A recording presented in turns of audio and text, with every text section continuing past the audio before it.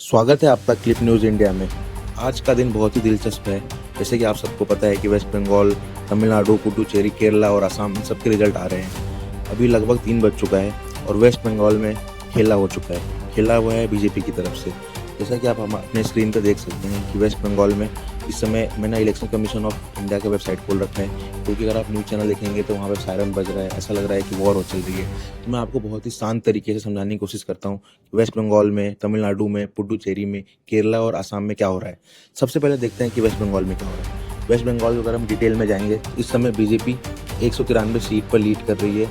तृणमूल कांग्रेस जो कि ममता बनर्जी की पार्टी है वो 94, AJUP 2, Indian National Congress 1, CPIM 1, AISF 1। अब देखेंगे कि इसमें बीजेपी 193 पर लीड कर रही है। अब जीती एक भी सीट नहीं है, लेकिन 193 पर लीड कर रही है। तृणमूल कांग्रेस काफ़ी पीछे है।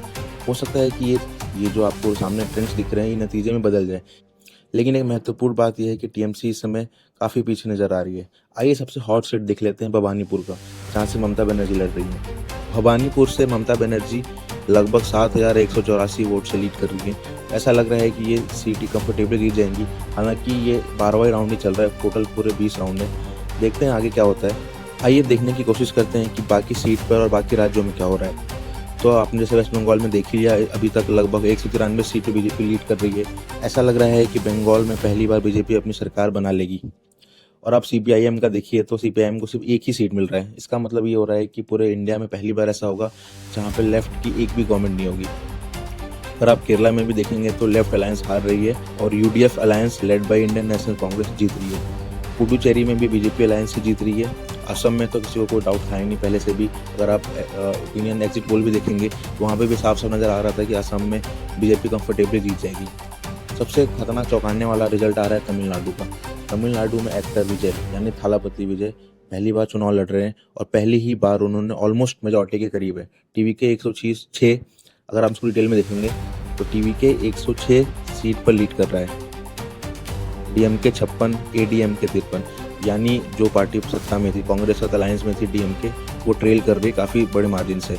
106 सीट पर TVK लीड कर रहा है। और अगर आप और ध्यान से देखिए तो ADMK जो कि बीजेपी के साथ अलायंस में थे वो 53 सीट पर लीड कर रहे हैं। ऐसा लग रहा है कि कंफर्टेबली ही ना सही, लेकिन TVK आराम सरकार बना लेगी।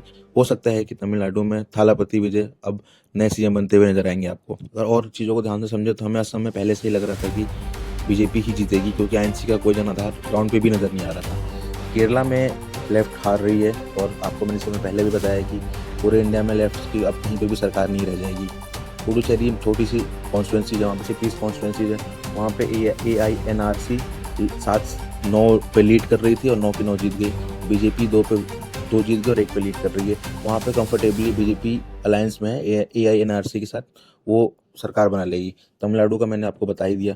वेस्ट बंगाल सबसे दिलचस्प राज्य है। वहाँ पे बीजेपी कब से ट्राई कर रही थी, 2016 में भी ट्राई किया, 2021 में भी ट्राई किया, 2026 में भी ट्राई कर रही थी, लेकिन लगता है कि इस बार बीजेपी बहुत ही कंफर्टेबल तरीके से अपनी सरकार बना लेगी। अब देखना ये होगा कि वहाँ पे वेस्ट बंगाल में कौन बनता है मुख्यमंत्री। शुवेंदु अधिकारी जो कि पहले ममता बनर्जी के राइट हैंड माने जाते थे, उन्होंने बीजेपी में स्विच किया 2021 के टाइम पे, और अभी वहाँ पे ऐसा लग रहा है कि वही CM के सबसे बड़े दावेदार होंगे। इसमें क्रेडिट अमित शाह प्रधानमंत्री जी को भी जाता है, जो कि वहाँ पे कितने दिन तक रैली करी उन्होंने।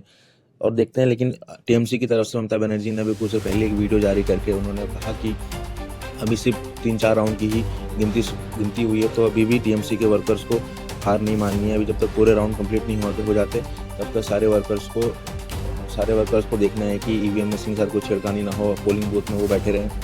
ममता बनर्जी और उनकी पार्टी अभी भी हार नहीं मान रही है, लेकिन देखते हैं कि आगे क्या होता है। ऐसे और खबरों के लिए बने रहिए क्लिप न्यूज़ इंडिया के साथ।